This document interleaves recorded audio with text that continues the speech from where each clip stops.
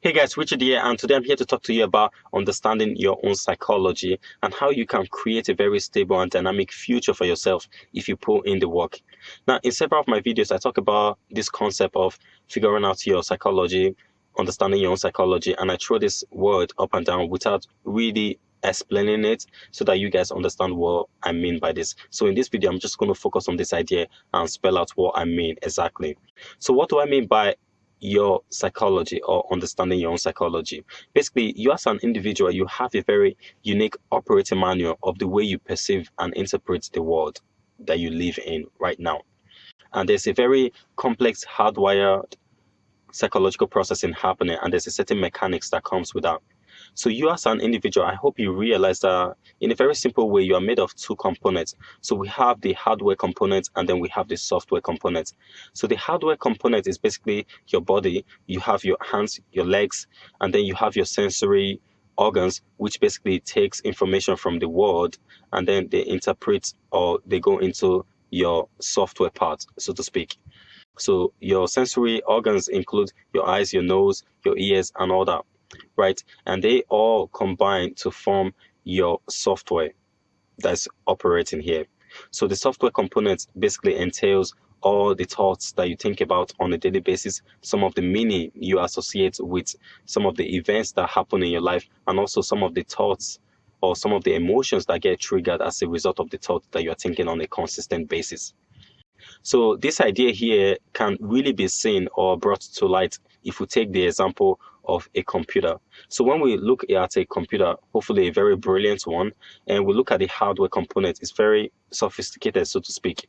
But at the background, we have a software or operating software running the show, so to speak, right? And without the software, simply that hardware cannot function optimally. Or even if the no matter how brilliant the hardware is, it's simply not going to do the job, or it's simply not going to cut through. Therefore, I want to really spell out here and make it very clear that it's very important that you pay attention to the software part, because you as a person, that's essentially how your mind works. You have a software here, and this is doing all its thing here. And I find that most people don't understand anything about their software. They're just going through their lives unaware of what's going on here. And I want to even suggest here that it's very hard to create the kind of life that you want if you don't really know what's going on here. And basically, if you don't know what's going on here, your psychology simply will not permit you to have the kind of life that you want. And people who cannot create the kind of life that they want, basically their psychology is shit. And there are too many things that is holding them back. Too many social conditioning, too many limiting beliefs, too many programming, too many group thinking, and all these things basically prevent them from actually creating the kind of life that they want. So here we're going to make two comparisons here. We're going to talk about someone who has a very poor psychology versus someone who has a very healthy psychology. So someone who has a very poor psychology, first of all, I can almost bet that this person do not see the world the in a realistic way. So they have a very false notion about how reality should work and how reality should treat them. They feel a sense of entitlement, or they feel that the world should revolve around them. But of course, that's not the case. And if the world doesn't revolve around them, they all of a sudden they're going to start casting blame, or they're going to cast themselves as victims, or they're going to blame somebody else. But anything else, they're going to blame anything else but themselves. Number 2 point about a person who is not really psychologically sound is this idea that they wish that something was different. They wish that their boss was different, their wife was different, or people behave differently. But of course, people are allowed to behave whatever way they want, right? But it's about them not understanding that fundamentally. Also, I would say that people who have poor psychology here, they are not really grounded in terms of their psychological thoughts, their mental processing, everything that goes on here. I would say that they are not even aware of it. They're just clueless to this, right? And this mind of theirs is just kind of running on autopilot. And a mind which is left on its own device pretty much cannot create the kind of life that you want. And you can see that in society right now versus somebody who has a very healthy psychology. First of all, that person sees the world in a very realistic manner.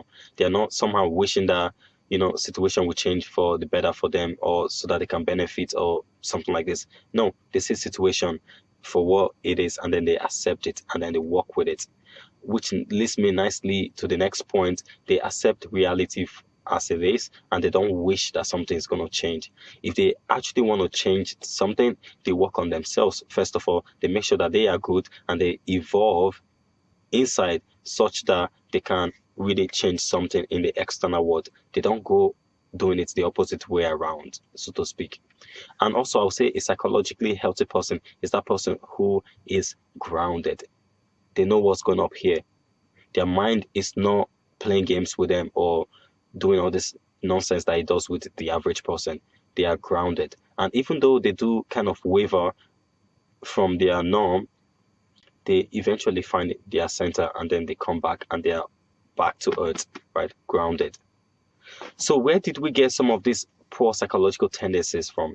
I would say that each individual has a very specific blueprint that they operate on, and most of this really emerged from the type of upbringing that we got, the parents who raised us, the community that you live in, the country you grew up in, the type of friends you keep around. All this can have both positive and negative effect on you, basically psychologically. And the negative are really the ones that hold you back, because essentially they sit in your subconscious mind and they just operate on your mind without you knowing. And someone who's not aware of what's going on, basically their subconscious mind is just going to pretty much operate, or their mind altogether will just operate on this kind of negative programming, which means that they cannot create the kind of life that you want.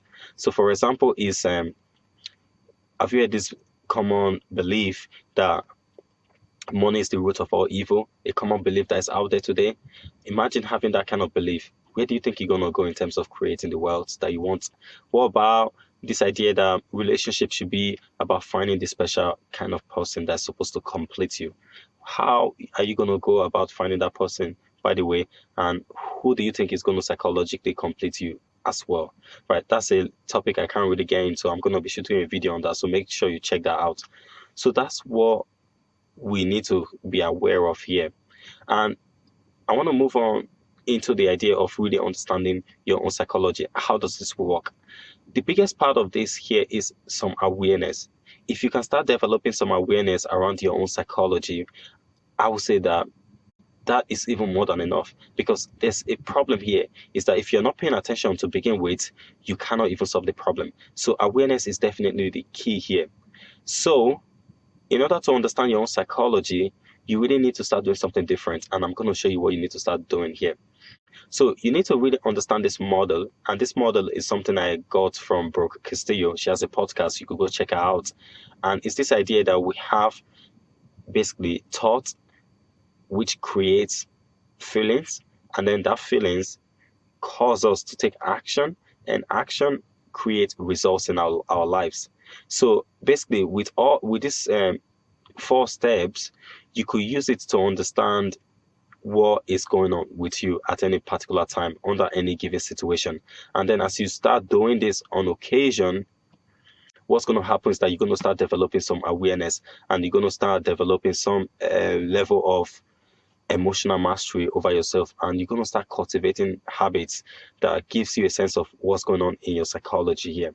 And once you have that awareness, you can start expanding on it and start strengthening it. And that's simply how you learn about your own psychology, because you have a certain behavior, I have a very certain behavior, I have certain limiting beliefs, so do you.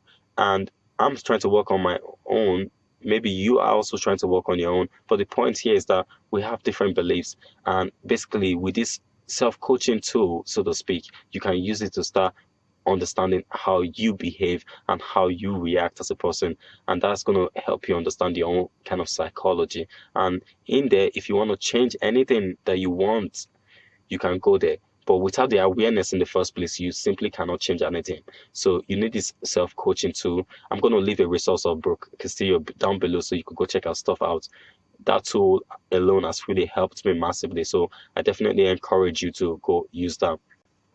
So that's about all I want to talk about here in this video.